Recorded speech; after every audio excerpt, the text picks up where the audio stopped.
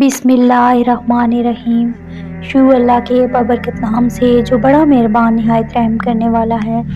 मोहतरम नाजरीन, दुनिया में ऐसा कुछ भी नहीं जिस पर तुम्हारे खुदा का इख्तियार ना हो। पूरा यकीन रखो अल्लाह की रहमत और अपनी दुआओं पर, वो तुम्हारे हक में बेहतरीन फैसला फरमाएगा। वो तुमसे कुछ चीज़ें इसलिए दूर करता है कि तुम उसके पास रह सको। अल्लाह ने तुम्हारे लिए बहुत कुछ संभाल रखा है और तुम्हें वो सब हासिल करने के लिए उस पर भरोसा रखना। तुम्हें पहले अपनी इस खाली झोली पे खुश रहना सीखना होगा। तुम्हें पहले अपनी इस खाली झोली पर खुश रहना सीखना होगा, क्योंकि अल्लाह जब तुम्हारे दिल में किसी का ख्याल पैदा करता है तो अल्लाह चाहता है तुम उसे मनाओ, उसे वो चीज़ तुम्हें देने पर आमादा करो, बार बार उसे पुकारो, बार बार झोली पे लाओ ताकि वो कुन फरमा सके और तुम्हारी ख्वाहिश पूरी कर सके। अल्लाह तब तक तुम्हें तोड़ता है जब तक तुम उससे जुड़ नहीं जाते। वो तुम्हें तब तक बेसुकून रखता है जब तक तुम अपना सुकून उसमें तलाश नहीं कर लेते। वो तब तक तुम्हें आर्जी मोहब्बतों की तलब लगाए रखता है जब तक तुम उसकी मोहब्बत की पहचान नहीं कर लेते।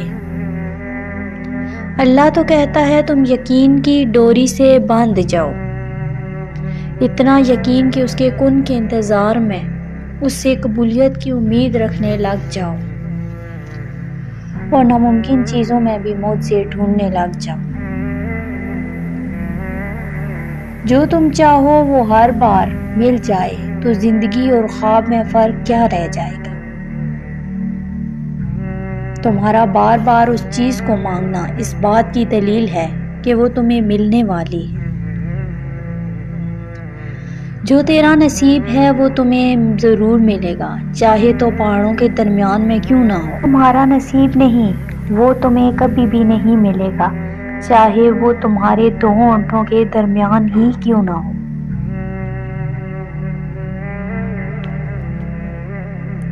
और जब अल्लाह तुम्हारे दिल से किसी चीज़ का ख्याल नहीं निकाल रहा तो समझ जाओ इस चीज़ को तुम्हारी हकीकत बनाने वाला है। तुम्हारी दुआएं वो सब कर सकती हैं जो मुकद्दर नहीं कर सकता, और दुआओं से तो रब ही मिल जाता है, तो फिर ये चाहत क्या चीज़ है। वीडियो अच्छी लगे तो सदका जारिया समझकर अपने प्यारों तक शेयर ज़रूर कीजिएगा। जज़ाकल्लाह खैरन कसीरा।